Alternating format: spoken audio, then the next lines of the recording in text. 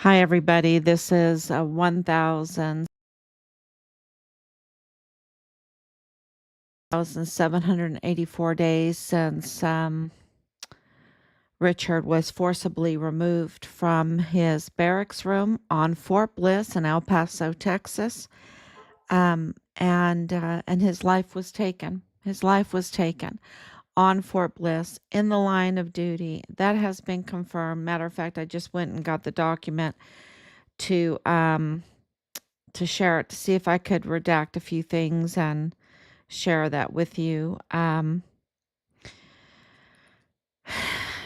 Uh, just so everyone knows what is going on and gets the truth because we're being lied to all the time. We're being lied to constantly. Sorry, I have a hair in my eye or something. So today's been a big day. Let's make sure that everything's on because, we have this huge diversion that is absolutely heartbreaking. Okay, and I'll give you my take on it. I'll give you my take. We all have an opinion, right? So we can't ignore what happened today. The United States bombed Iran. That's what happened today. So, and it's been a busy day with Richard's case, and I just have to give you my take on this bombing. And it's, to me, it's so much like this Walmart mass shooting case, right? It's and I don't want to compare. It's not equal. They're not equal at all. It's just such a diversion because of the internal investigations that are going on right now. When El Paso and Fort Bliss faced internal investigations and audits from the Trump administration in 2017, 18, and 19, and 20. Of course, they had to divert attention in 2019, what they did, because I think there was a lot of panic. There is a confirmation by an official that the Walmart mass shooting crime scene was staged. I'm not saying that it wasn't a bloody crime. I'm absolutely saying it was a bloody crime, but we have audios and confirmation that Jaime Esparza's sister was there, that she called him, that he went there, he walked the scene. He, people were walking the scene and taking pictures. It was not secured. It wasn't secured, and we have this FBI Michael Cordero saying that the FBI, corroborating what we already have, didn't secure it for days. For days, they didn't secure the scene. That others, even politicians, came and walked the scene, and lots of pictures, lots of video, and those videos weren't submitted into the evidence, the pool of evidence. So there was a lot of stinky stuff going on. And when you look up everything about the Walmart mass shooting, I think Michael Mayella and his family are a very good example of that, being the family of Patrick Crusius, and the false narrative that everyone knew that was anybody in law enforcement and the judicial system that Patrick Crusius had family in the Michael Mayella family there in El Paso, and that the narrative was fake. It's like, it's like the emperor with no clothes, and everyone doesn't want to say it, that they don't have any clothes on, right? That he doesn't have any clothes on. But they all knew that Michael Mayella and his family were absolutely family to the Crucius, the Patrick Crucius Wood, the Patrick Wood Crucius family, and that they were in the DA's office. They're in the federal courthouse office. They're in the FBI office. They're in the mental health medical field offices. They're in the um, Walmart cybersecurity office, that they are absolutely involved in business ventures in El Paso, that Patrick Crucius did not just randomly pick El Paso.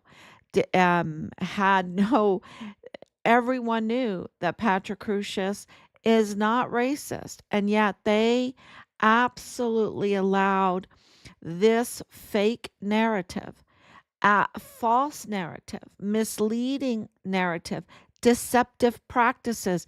I wonder who's behind deceptive practices. Well, Bob Moore of El Paso Matters is behind deceptive practices.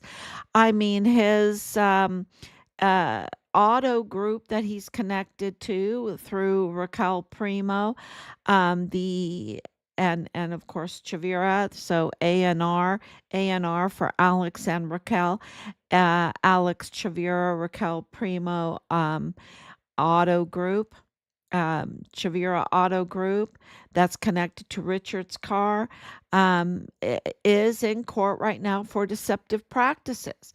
And there's deceptive practices with Manuel Chavira. There's deceptive practices with Teresa Chavira. There's deceptive practices with Nieto, Nieto, the FBI agent, and his wife in the intelligence there on Fort Bliss. There's deceptive practices with Nadal Beam, so much so that Western Frontier Trading LLC is suing him and his wife, now their ex-wife, because, you know, someone that's been married for decades, why would you have to all of a sudden get a divorce? Unless you wanted, if you had a lot of real estate, right? Real estate becomes very, very important. And divorces show that real estate becomes very, very important. And Nadal Beam, of course, is a connection also with Bradford Bugado. And real estate's very important for them. Their family is in real estate. Matter of fact, most of these families have are into real estate. So real estate is very, very important, and I can go on about all the connections with Gustavo Sanchez in this case, but we want to stick with Iran, and we want to stick with motives, right? Money motives, illegal criminal trafficking motives, the money that makes, the contracts, the military contracts, you know, the sale of military equipment. I mean, you just get it all made for you. Our military has $1 trillion budget. Okay. Uh, we're not talking about 100 million. We're not talking about 500 million. We're not talking about a billion. We're not talking about 100 billion. We're not talking about 500 billion. We're talking about a $1 trillion budget. Okay. And this is like a year, 1 year budget. All right. We should have the most luxurious airships, drones, magnificent every kind of navy ship you can imagine, and just underwater, all kinds of maybe even an underwater station. You know, you're talking about $1 trillion year after year after year, right? Last year they were like, it's not a trillion, okay, it's 990 billion. You know, I mean, it's, you know, they want to split hairs all the time. And the thing is there's always fudging of the numbers. There's always going over budget. Oh, going over budget. We are $37 trillion in debt, and we are a very wealthy country, yet we still have this kind of debt. And our unfunded liabilities are like $230 trillion. I mean, the numbers are staggering. It's there, and so something else is going on. That's the point. Something else is going on. You can't have that kind of money being spent year after year after year, and then we just got to see the parade, the audit, right? The 250-year celebration of the Army. We got to see the Army, and I'm pro Army, right? But you're talking about year after year after year, staggering amounts of money that goes into that. And where is it? Where is it? Where is it? And I'm go Army, and I told you I'm uh it's beautiful to see a parade because we for once get to see what our money is buying. It is our audit of the people, by the people, for the people. Thank you, President Trump. Thank you, President Trump. So now we have this big, these big bombs, and they call it or whatever. And I'm not, because, 30, we have 80 years of combined service in our family. Been everywhere, going through lots of deployments. Even before Desert Storm and or Desert Shield, Desert Storm, and the subsequent, and times were very different then because you had to really discuss it with Congress. Now you don't really even have a discussion on the congressional floor, do you? You don't have a vote from the people. If bombs that belong to us, they belong to us, we the people, if we want our military to drop them, right? We don't even get a vote in it. It's like a disenfranchisement. Okay? It's a disenfranchisement. And so, of course, President Trump, being the real estate person that he is, okay, knowing real estate. I mean, my goodness, he bought these magnificent pieces of real estate that some of them were long forgotten, and he redid them, right? He refurbished them. So you know, for someone that likes real estate, and I do, I love these landmarks. I love these landmarks. I love these old buildings. I love star forts. I love them. I think they're just magnificent. I loved going to Malta. Malta is one big star fort, one big golden star fort. It's just knocks your socks off. How in the heck did they even build it? Just you ask a lot of questions. You ask a lot of questions when you see. I've been to Israel. I've seen the Wailing Wall. I've seen the huge stones that held the temple, right? That held the temple, these huge stones, and they're just magnificently cut. And then I've been to Greece. I've been to Athens. I've been up there to the Acropolis. Going into these churches. I've been to Rome. I've seen these magnificent domes, the Forum, and I've been very, very fortunate to do that. And I've been, of course, to South Korea. I've seen these magnificent buildings. You should see the Anglican Church there in Seoul. It's just amazing. They also have a White House. These old villages. Then, of course, uh, you know, y- my parents were living in Russia for 9 years, and all the pictures that we got, I never made it over there because I, had a young family. Um, magnificent stories and pictures that my parents shared with us about all of that. The real estate is not just real estate. In the United States, sometimes we just think it's real estate, right? We can buy it, we can wait a little bit, sell it, bank on it. We use it as our bank, and but that's not how Europe sees it. That's not how the rest of the world sees it. Um, they have some structures that are hundreds and hundreds of years old, and they are magnificent. They are absolutely, you go to Spain, you go to Portugal, you go to Madeira. Madeira is another island that, you just um, wonder, because it's just right in the middle of the Atlantic, and it's just this Porto Santos and Madeira, and you have these structures, out there in the middle of nowhere, and that's where Columbus died, on Porto Santos.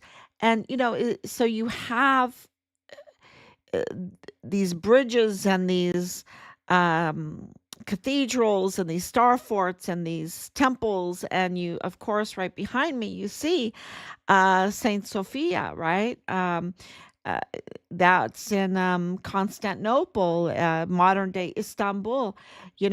This is, I was painting that when Richard went missing. Okay, I just love that. It's not something that just happened after he went missing. I get books. My books are of places I would visit, and I love these structures. So when um, President Trump came out today and announced where he was bombing, I looked them up. I looked up these places because I want to know, where is he bombing? What is he bombing? Right? And these are, uh, you know, I don't know if he hurt these structures, but these are magnificent structures, magnificent history. And I'm sure the world, if they knew what was being bombed, wouldn't like that, wouldn't like it, because they've lasted longer than any bad mullah or whatever, right? These have been there hundreds of years, and they last longer than any evil person. And uh, so, when you go into war, and if you like theology, and I do, I like theology. St. Augustine, the just war theory. How are you supposed to fight? Where are you supposed to fight? Are you allowed to bomb a city to smithereens? Are you allowed to bomb? I'm Christian. Are you allowed to bomb a mosque? No, I would say no. Okay. Saint Sophia was Christian. Then it what became a mosque. Then it became like a museum. Um, you know, so it lasts longer than our own decisions. And this fear of uranium, um, fear of nuclear bombs. When the real think about what happened in 2020. What was that that did so much harm? The shutting down of the economy. That's what did harm. That's what kills people. The fear, the shutting down. It was absolutely a disaster. People that were middle class, that had spent their whole lives building a business, or even 10 years building a business, or had put all their hopes into a little business, that just opened it up had to shut down, and these big box stores like Walmart, like, and I call out Walmart because of it was being investigated,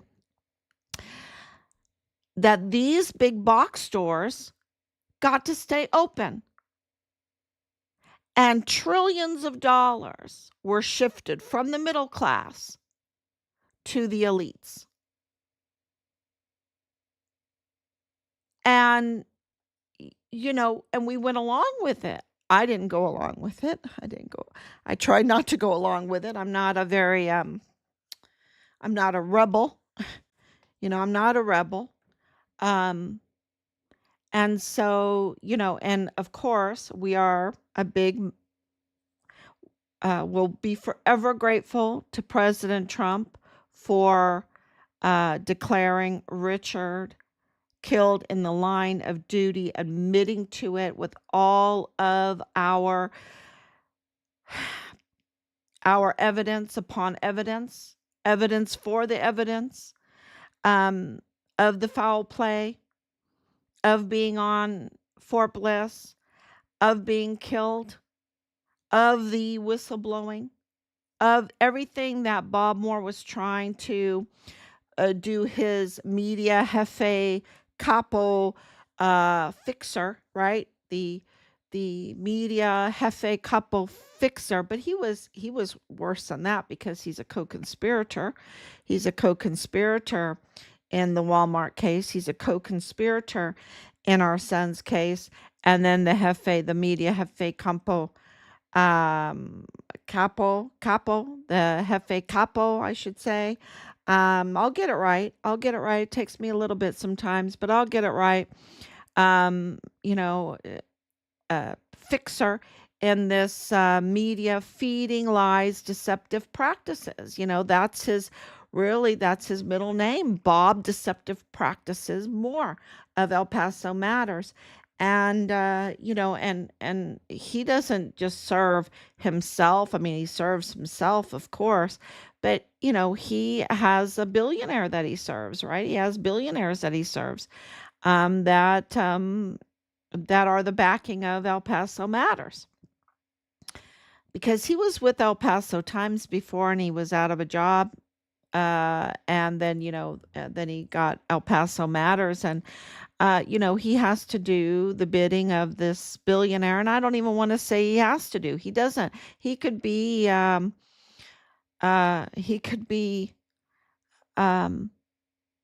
it's his choice what he's done, and he's just rotten to the core.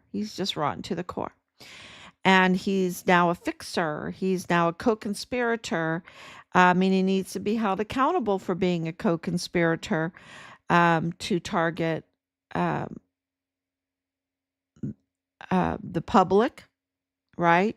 To give them deceptive information about the Walmart mass shooting, and to target Richard and to target our family, to give the public a false information and a deceptive story, um, to mislead people. And so this is why I want to address how I feel that the Iran, there's amazing progress of what we've done in El Paso. And El Paso is the epicenter, okay? El Paso is the billions upon billions of dollars epicenter for the criminal trafficking and the contracting and military. And of course, the drones and the drones are a huge part of the future. You would think with all of the billions year after year that we've done, we don't have any victories to show for it, right? We just have, it was a very broken military. It was a very broken military, even with all of the billions and billions and billions, and I would say trillions of dollars, okay? And I'm absolutely right on that. Trillions and trillions of dollars, and we don't have a victory, and we have a very broken, mentally and physically, and also depleted military. And this is why the excuse for the $1 trillion in this budget was made. And of course, they don't blink an eye to pass that because there is so much deceptive practices on that. And you see it because you know them by their fruit, right? You know them by their fruit. And we know that the four-star generals are up to no good. That were, I don't know how these generals that President Trump has fired some, but he hasn't. He still has Sean Bernabe, right? He still has David Stewart. He hasn't brought back Mealy. He hasn't brought back Garrett. I mean, these are huge traitors that did so much harm. I mean, they have blood on their hands, right? They have absolute blood on their hands. And now we have this audit of our army with the parade, and we need to have lots of those parades because we want to see what we're paying for. And they're worth every penny. They're worth every last penny to have these parades, um, because that holds them accountable, and hopefully restrains their grand theft larceny of our military. The grand theft larceny in every which way, spiritually, physically, equipment wise, everything, the grand theft larceny of our military. And absolutely, we need to have a parade after a parade after a parade, to keep them accountable, you know, to check them out, to absolutely check them out. And here we are with these, mother of all bombs or whatever, these buster bunker bombs, and then they show pictures, and I don't know if you can believe a picture, right? Of, sometimes they'll give things from the last war or whatever, and you have to go and you have to vet everything today, right? You have to vet it all, because you can't trust. And why are they doing that? Because of nuclear bombs, and you've got China with nuclear, right? You've got Russia with nuclear. You've got Israel with nuclear. We have nuclear. India has nuclear. Uh, you know, and uh, eh, something just doesn't add up. It just doesn't add up to me, and I don't believe the narrative at all, at all. And I love President Trump. I'm very forever grateful for him, but I don't buy this narrative. And going through almost 5 years, I absolutely know that um, politics is so dirty. It's the dirtiest thing ever. And I know that they were targeting him. And I know he's the art of the deal. And they were absolutely targeting him, and still are targeting him, and still are targeting him. And he's doing an absolutely magnificent job at the border. Zero people came through, right, for this last month. And they want to stop him from taking criminals out of this country. They want to, and every person that comes illegal can be, um, in the court of law, said to be illegal, right?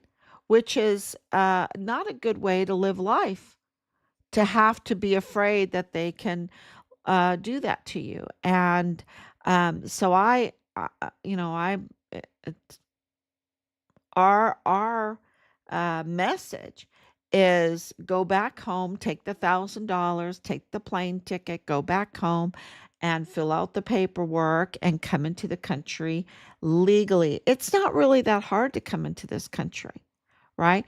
And then you have all these NGOs and everything like that that will spend millions and millions of dollars, and they'll give you housing, and they'll give you all kinds of legal help to come into the country illegally. And I'm like, why don't they help the people come in legally? That's they spend all this money to entrap people by compromising them so that they can control them instead of helping them come into the country legally, and then they're free. They're free. And so, this is, very, very easy to see when you're in our situation, and we have seen so many people be compromised, and become total long life criminals, and that the criminality starts to snowball, right? So they come illegally, and then all of a sudden they're just caught up in all of this illegal activity, and it becomes the crimes become worse and worse and worse and worse, and then they are just you know uh, a professional criminal. Then they're just criminal, right? And then they really need to go, or they need to go to prison, or yeah. So this is and they do so much harm to the community, and they cost so much money for the community. So this whole thing with the narrative of Iran, the bombing of Iran, to that they can't have a nuclear weapon. I don't buy that. I don't buy that one bit. I won't buy it. I don't buy it. So there has to be other reasons. And I know that President Trump is, he bought Turnberry. That Turnberry's in Scotland. Scotland is so difficult to do anything in, y'all. It is so difficult that he bought Turnberry, and it must have just. I can't even imagine how hard it was. It was difficult in Ireland to build something, but to build, and this is, and ours was just a derelict cottage. I can't even imagine what it takes for Turnberry, a hotel, an old hotel with this historical, all the history. Who knows what regulations are on the history of the birthplace of Robert the Bruce in Scotland? I can't even imagine. And all the time, and he had to do the shield, right? He had to do the coat of arms for it, and just all it, that he bought that. And then of course going in South Korea, the towers that he has, I think I saw 5 towers there in South Korea, in Seoul, South Korea. In Gangnam, I think he has towers there. Amazing to build these towers, and of course in Ireland he has also a resort, and so he knows, and all over the United States, all over the world. It's just amazing. And so he absolutely knows what's in Iran.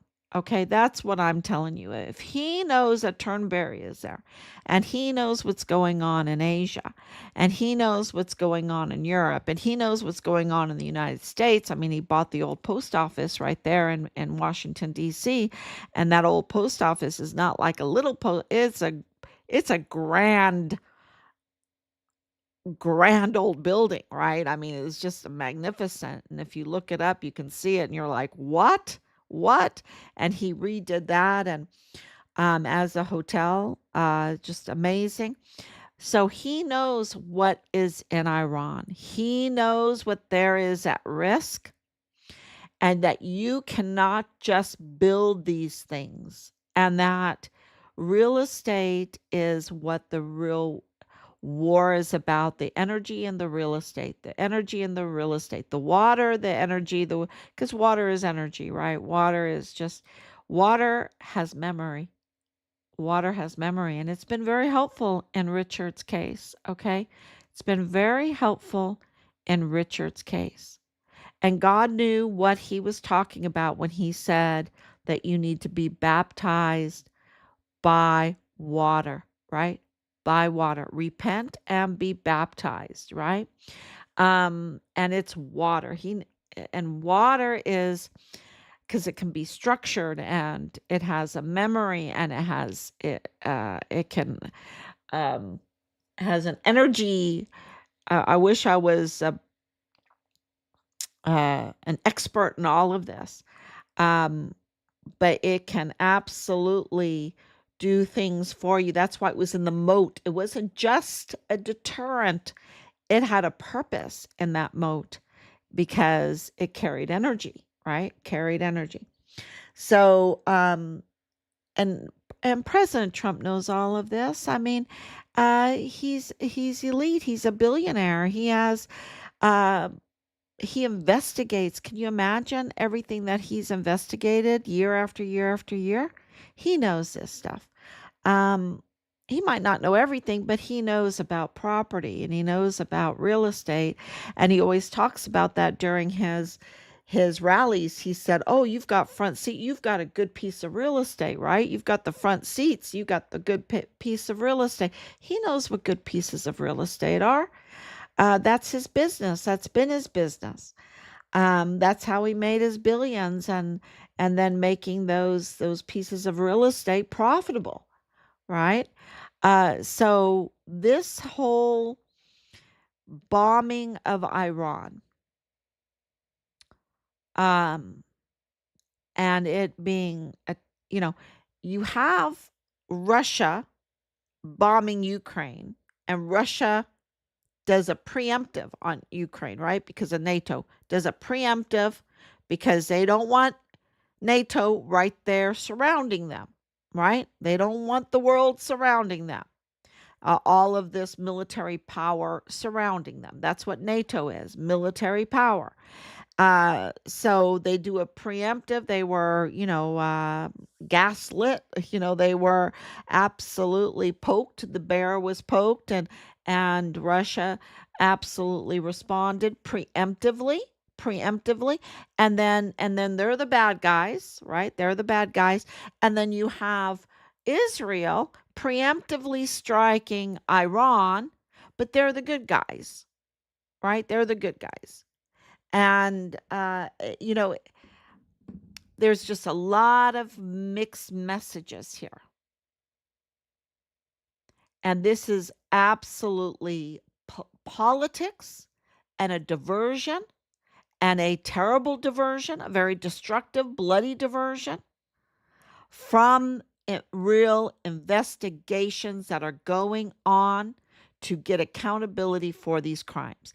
To get account, remember, President Trump just said, "I was hunted, now I'm the hunter." And they know that, and we know that because we have background information and people telling us what's going on in El Paso, what's going on in the bigger picture of things.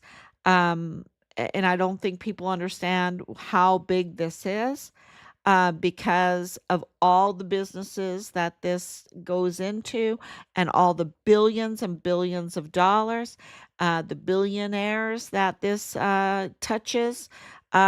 Is involved in all of this, the countries, the international aspect of this, because of all the trafficking.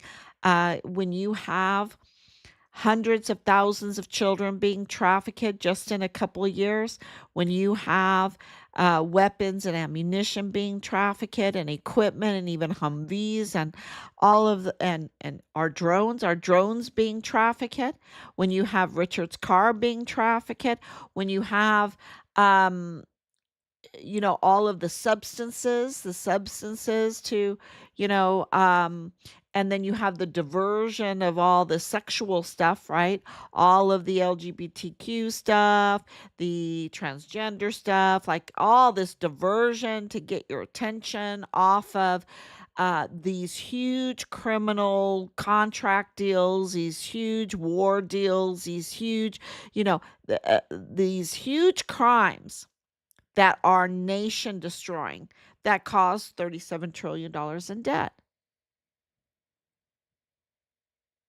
This is this warmongering.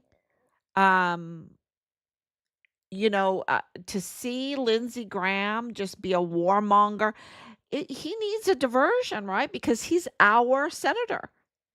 And look how negligent he's been. Then you have Senator Cruz wanting this diversion too, wanting this deception, these deceptive practices, this war, even if it costs lives and amazing and any kind of real estate, right? Because we don't know what's all there. Even though it costs that, they want a diversion. Why? Because Ted Cruz has oversight of Fort Bliss, has oversight of El Paso. And El Paso is a mess. And it goes into Austin. It goes into the capital.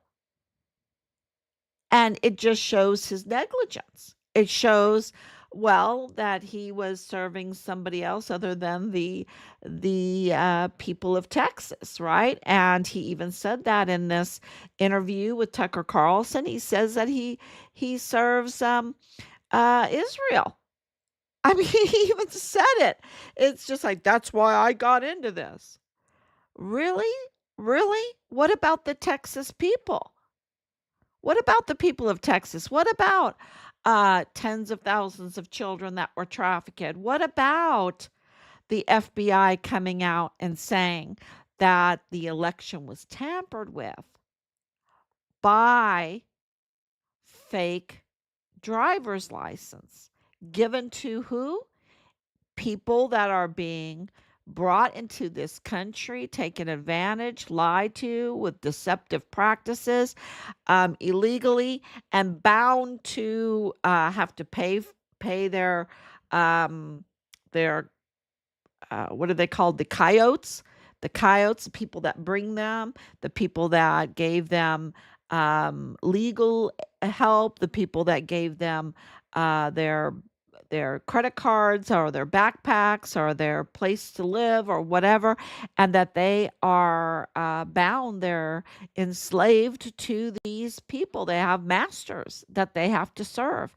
They have masters that they have to serve. They're not free, and that they're getting these driver's license and they have to vote a certain way, right? Because they don't want to be deported. They're in debt and they don't want to be deported in debt. Uh, so, it's there reasons for this diversion, for this bombing? Yes. And why did President Trump organize it? Well, he has 3 locations. Those locations, when you look them up, um,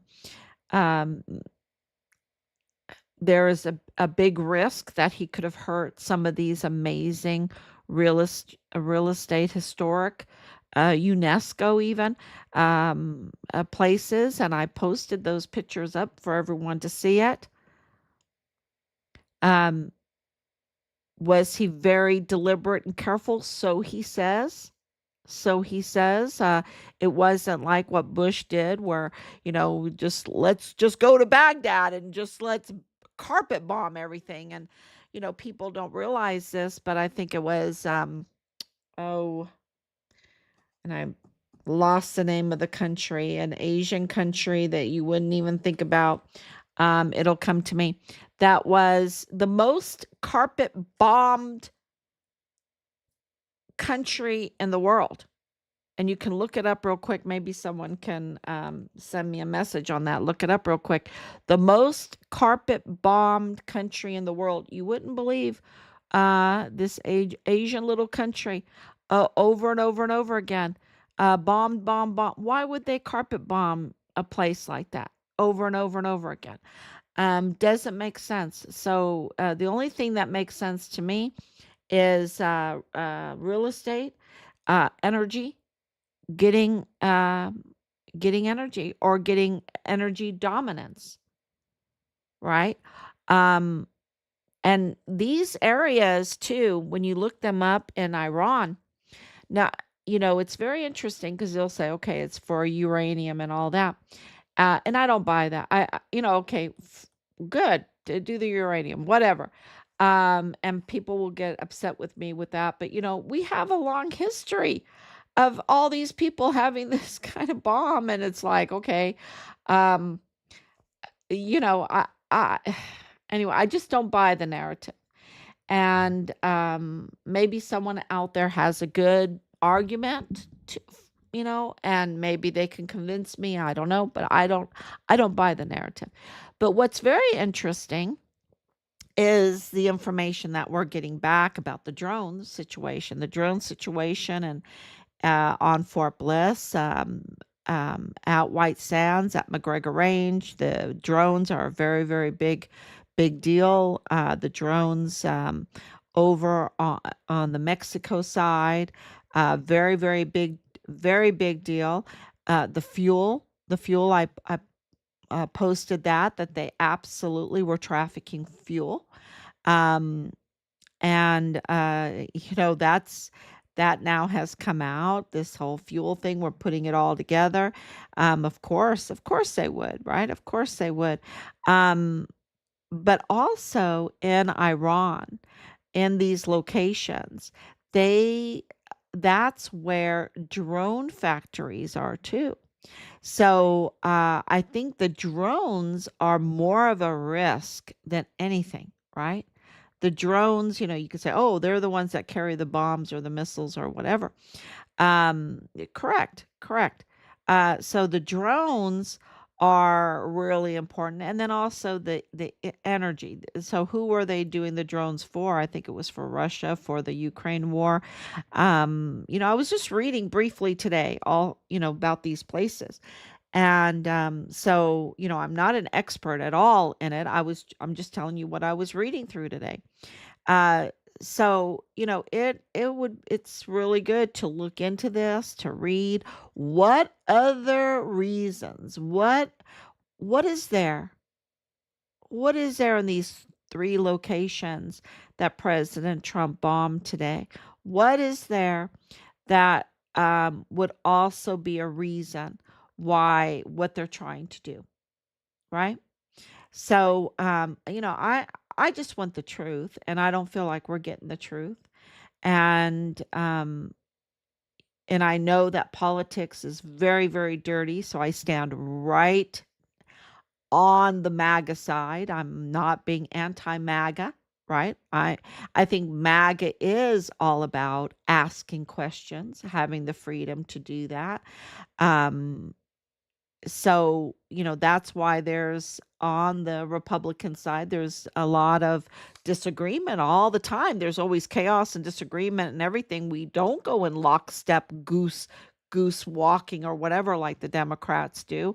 um I haven't seen that at all. I've seen a lot more chaos and arguments, because not everyone thinks the same, and they don't feel like they have to think the same, and they're not strong armed to think the same.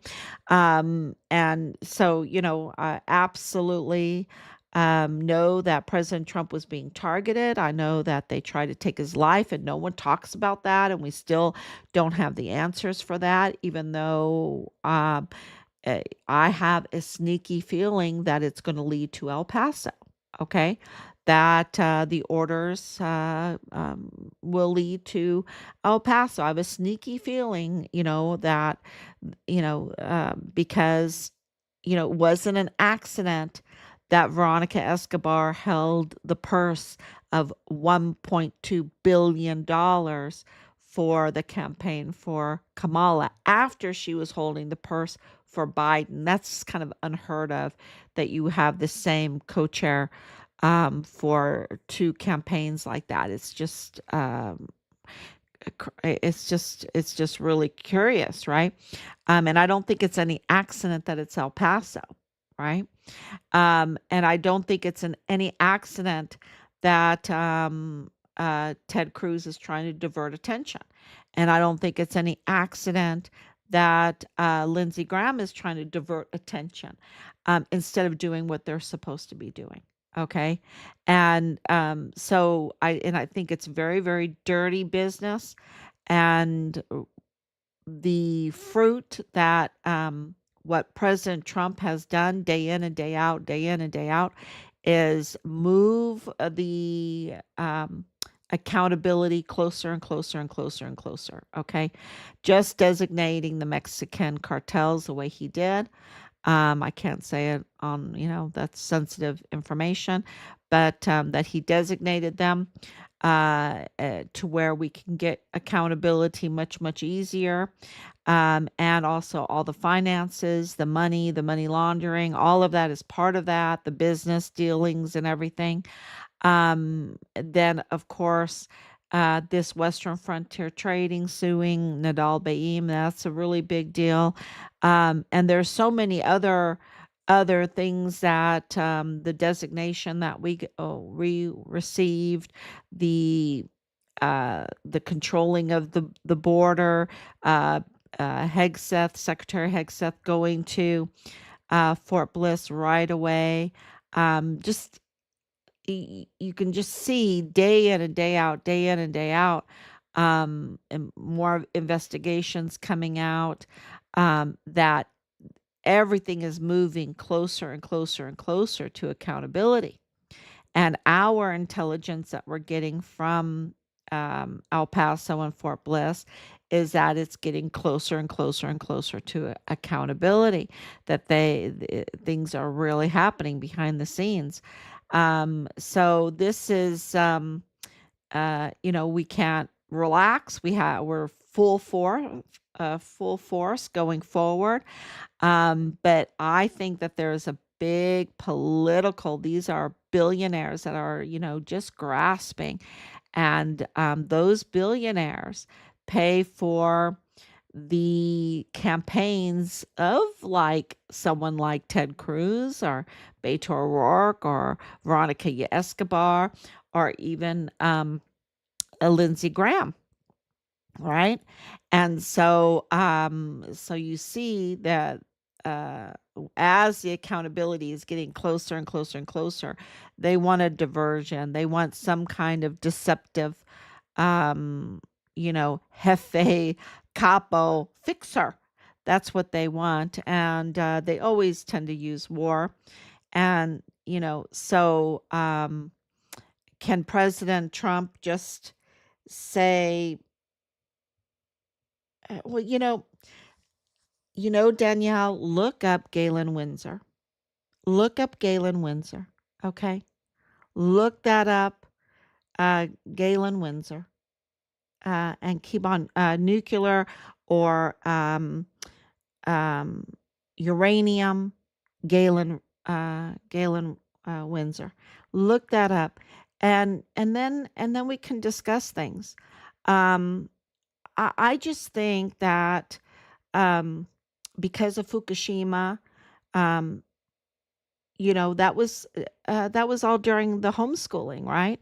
And then my parents being in Russia and the whole Chernobyl thing, and and of course I had a very good friend in Germany that would take children from Chernobyl every summer to get them away from that area, just for a few weeks, like 2, 3 weeks. Sometimes the family would all come together, but she would take these children and give them a great summer vacation. Go to the playground, go to the zoo, whatever. And so I just don't buy it. I just don't buy it. I think that um, you know, um, I didn't buy 2020 and I didn't buy what they were telling me about our son because it was absolutely absurd. Now, at that time, did I even imagine how big this was? No, I did not, but I knew what they were saying to me was a lie. And my husband knew it was a lie. And and that they were not, they were being deceptive. And look, when they didn't even call us. And when we found out, what was their step? I mean, you had Vanessa Guillen's body being found, and we were finding out that Richard was missing. And how did the army respond? The army responded, and was a bad guy then. Mealy was a bad guy then. McConville was a bad guy then. You know, and they were absolutely mutinous to President Trump. I can tell you that right now. 100%. And how did the army respond to us at Fort Bliss? To take Richard off the rolls and tell us we're on our own. That was their response to us. Can you, um, can you imagine?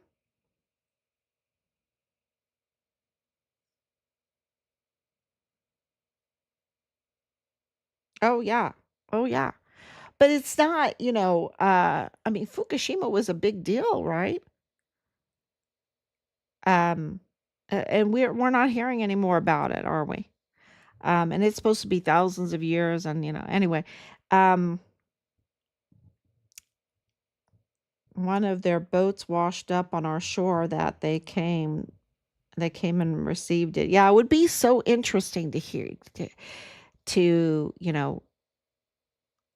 sit and talk about all these things, because it's all so interesting, and it's talking with one another, that and your experiences, that everyone shares their experiences. That's when you really learn, right? That's when you learn. And when they were just trying to shut us up, stop us from meeting with each other, stop us from studying with one another, stop us from singing with one another, like uh uh, our physical and mental and spiritual, they just wanted to shut it off. And that's what we came into, being told, you're on your own. And then we're calling everyone to get help, and they're like, he's not in our jurisdiction. He's not in our jurisdiction. We can't help you. And so they denied us. They absolutely denied us help, and they knew it. And I put it out better, um, on I just posted it up better. But they absolutely denied us in so many ways. And we were in legal, limbo land, jurisdiction limbo land, because Richard was no longer on their rolls. That's how they responded to us. And we had to work very, very hard to get social pressure. It was Instagram, one post on Instagram that went viral, that got the army to call us back and say, okay, well, we'll put him back on the rolls now. And then they went into their deceptive practices. And then they told us, when they met with us, um, that we're going to have to investigate ourselves, that they can't do anything to help us unless we bring them leads. I mean, it's so criminal, absolutely criminal. And it's really indicative of, the cover up of the cover up, the cover up of the murder. And I don't know if I'm allowed to say that. The taking of Richard's life, the cover up of, um, the retaliation against him.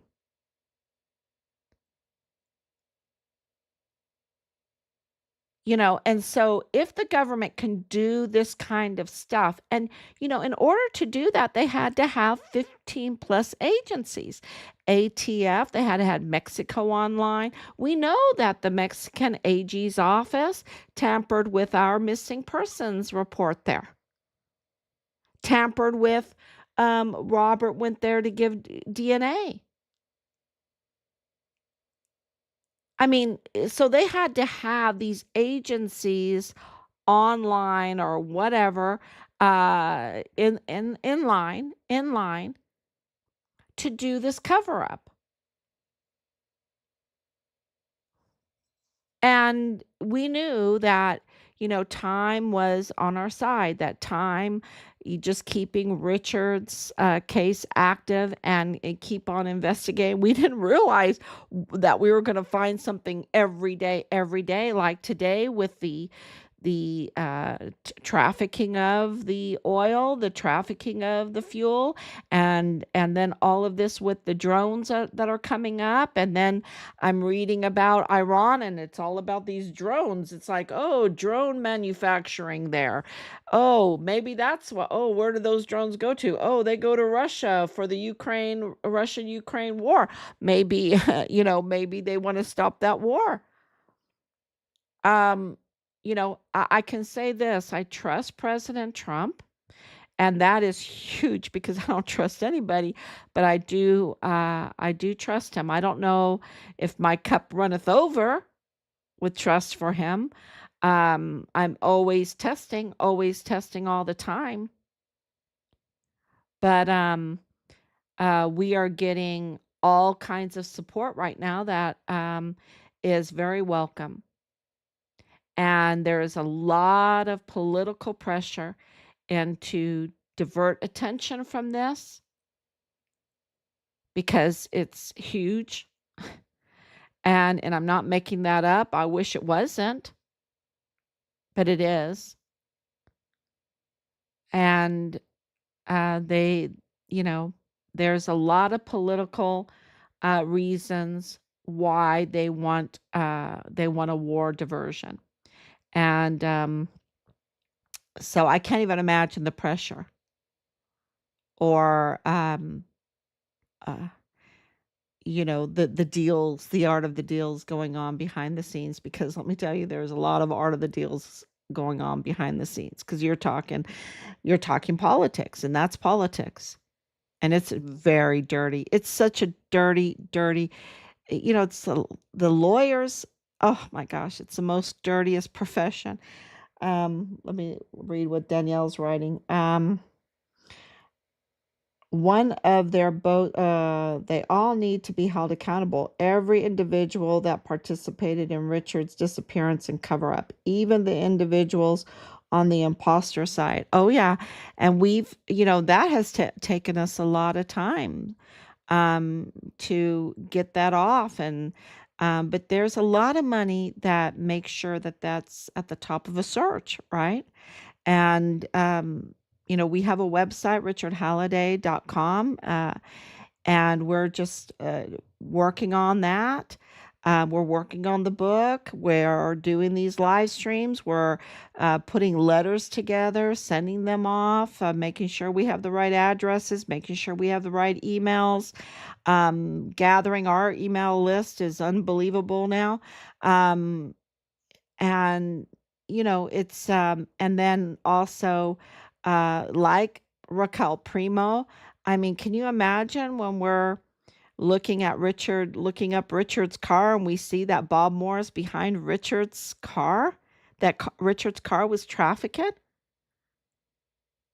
and Bob Moore's behind it with Manuel Chavira, the chief of police of El Paso ISD, and who works for El Paso ISD, or who did. We finally found out it was Amber Chase, and she was also um, uh, just vile and vulgar.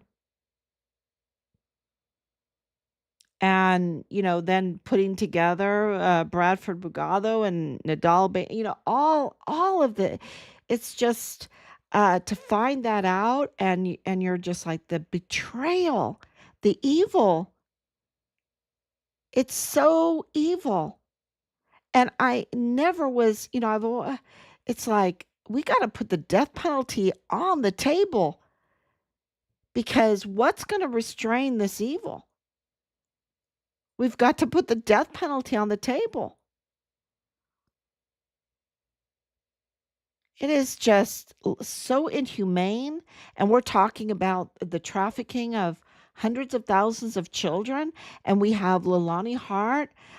She's an imposter. She's a criminal. She's a fake a fake source, an unreliable fake source that colluded, schemed with Bob Moore to put these fake stories out to obstruct justice and in the case um, and that's after messing with Richard's files and being named as a main suspect and his losing his life, and you know, and she's not she's not even, and then identifying her son in the worst type of crimes against children.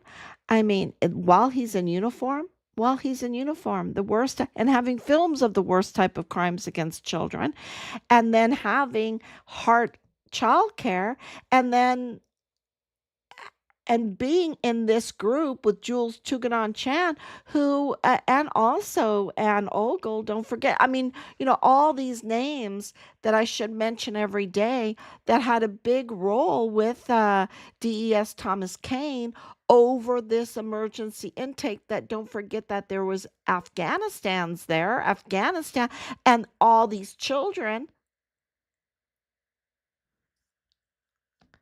I mean, um, we're very eager to see arrests. Um, but this is uh, uh, okay. You arrest them, and then you have agents inside. Who do you trust? And you have judges. Who do you trust? And lawyers. Who do you trust? We don't even have a prosecutor there, right? And then you have files that have to be looked at because there's been so much tampering, so much timestamp tampering, and they're not there's so much of it that you have James 2028 stamp Montoya not arrested yet. He should have been arrested as soon as we turned that in. But because there's so much tampering, so much criminal activity, and that, okay, so when you get them arrested, look at what happened to Patrick Crucius. They wanted him arrested, right? And they wanted it so bad that they got that appointed counsel application in by 5:42 a.m. on a Sunday morning, just hours after he had committed the crime, without any competency hearing. I mean, uh, that in itself is absolutely indicative that something is really stinky smelly, because, where are the criminals even being arrested? And yet you have him. Um, they're just not even reading him his rights, or not bagging his hands. They're turning him away the first time that he turned himself in and said, "Hey, I'm the shooter." They're like, "Go away. It's not time yet. We have a little timeline issue here." And then he comes back um, he's giving himself over to a Hispanic uh, officer, and then they're like, "Oh, he's racist." It's like he not one dirty thing on his shirt, not one dirty thing on his pants, not one dirty thing on his shoes, but oh yeah, he did it and he's racist, and the timeline doesn't match up, and they're just eager to get that money in there, that taxpayer open checkbook. I mean, and it's we've laid it out. We've laid it out there for people. I've made videos, music videos, everything. And you would think that there would be media all over this, especially when the Mayela Crucius thing came out. Where's the media all over this? They're just so okay. So people go, "Where are the arrests?" Well, okay, what happens when there's an arrest? What happens? I mean, you got media not even wanting to cover the what we have put out there with what's going on in El Paso. So it's going to take people to realize that all their taxpayer money that they've been having to dish out with sales tax and whatever inflation, people don't realize inflation is a tax. If it goes up 1%, 2%, 4%, it goes up. They're raising your taxes every year because inflation is a tax. And where all that tax money goes to, where is it going to? What kind of services are we getting? You know, this is deprivation of honest services. Absolutely deprivation of honest services. And people have to start realizing that, and realizing that we've got the Constitution and we've got the Bill of Rights, and it is we the people, and that this government under God is is for the people, by the people, of the people. It doesn't say for, and that the senators are, Ted Cruz just said he didn't even mention Texas people. The reason why he got in to be a senator for Texas, he said for Israel. Can you believe it? I mean, that is just stunning, because lived in Texas a big chunk of my life. And let me tell you, Texas is like its own country. That's how proud we are when we're from Texas, right? The Lone Star State. And he did, he's not saying, oh, yeah, I'm there for Texas. No, he said he was there for Israel. And I went to Israel. I love Israel. But I'm an American. I'm an American. And you have to take care of your own home first. And by taking care of our own home, especially Texas, let me tell you, Mexico would do so much better. So much better, because it's, that's called sanctification. It would flow that direction, if El Paso was doing better. And if America was doing better, of course Israel would be doing better. So yeah, the politics is very, very dirty. Is President Trump juggling things? 100%. He's been juggling for the last 10 years crazy things. And before that, in real estate, he was juggling. I can't even imagine. But he said politics is much, much harder, much more nastier than even the business deals that he was doing all over the world when it came to real estate. And real estate can be very nasty, especially the kind of real estate that he was doing. Um, from New York to all these big cities and historical places. So um, I'm thinking that there is a real push by the politicians to have a diversion, to have deceptive practices, and um, and he put out these bombs, these three locations, and I'm just praying that he didn't hit any of those amazing structures. I'm just praying he didn't, and I hope he didn't kill anybody. That's just me, because I just feel like preemptive. I hate preemptive, right? What if? What if? What if? That's just living in fear all the time, and just being reactive all the time, instead of, I mean, what if, what if, what if, what if, oh, they're doing this, you know, um, I hate that preemptive stuff, and I think it's illegal. That whole preemptive strike stuff. I think it's totally illegal. And I don't think it's in the just war. I don't think it's just war at all. We have the right to defend ourselves, but this preemptive, just to be a scaredy, or shoot from the hip, I don't like it. But I understand that there's a lot of politics behind this, and I know there's a lot of politics. Look, they took down Yvonne Rosales, right? They put Jaime Esparza in as a USA. So he was the state prosecutor, and then made the federal prosecutor over the Walmart mass shooting. Then he was screened from that because there was some kind of integrity there that got him screened from that. Um, but yeah, it's very obvious that this is politics, and that just pray for President Trump to make the right decisions. And I'm not uh, trying to guess what he's doing is right or wrong. I'm saying I trust him.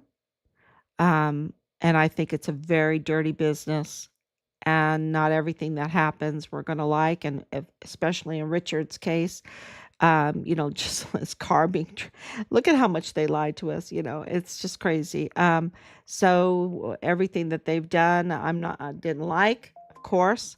So we go forward and we keep doing the right thing. We keep going, and we never stop. We never ever give up. We never give up. And we fight for our country, and we fight for our families. We fight for our communities, legally, not as rebels, um, and not with coercion, um, but with conversion, right? With conversion. So, yeah, it's amazing what we've accomplished with that. And those that are guilty need to be found guilty. And, I'm just putting it in God's hands. Um, so, this whole Iran thing, I think we need to be look at it through different glasses than what the media is giving it and all these other political commentators. That's what I'm saying. So, thank you so much. They need to just give you Richard's remains. Absolutely. And that's what this is all about. We've got the DOD saying Richard lost his life. I have to say it that way. On Fort Bliss, in the line of duty. Right? Which confirms that it was in regards to retaliation, because the evidence is so overwhelming that he was retaliated against and that he was a whistleblower. And the way they responded and everything, there's just so much evidence. To say something like that, to have the drones, to have all the security, and then not even bother giving us his remains, it's just not acceptable. It's just not. Nope. Nope. And not to even give us answers, right? The truth. So they lied to us about Nadal Bayim. They lied to us about everything, didn't they? So, the truth is coming out. We're giving it to you, and you can absolutely 941-677-0060 call us with information. And many people have, and really good information that's been coming in. We're going through it. But we just need a little bit of time. And I had some people even make these cards for Richard. I just love them. I need to refine it a little bit and put it up there. So they're sharing it. They're sharing those cards are great. So anything that you share with Richard, unresolved case of Richard Halliday is absolutely, we're so grateful for you doing that. So thank you so much. And we will be back tomorrow, God willing. Thank you so much, and we love you. And thank you, Anicia, for your prayers and love. Thank you, Danielle. And yeah, until tomorrow. Thank you. Bye bye.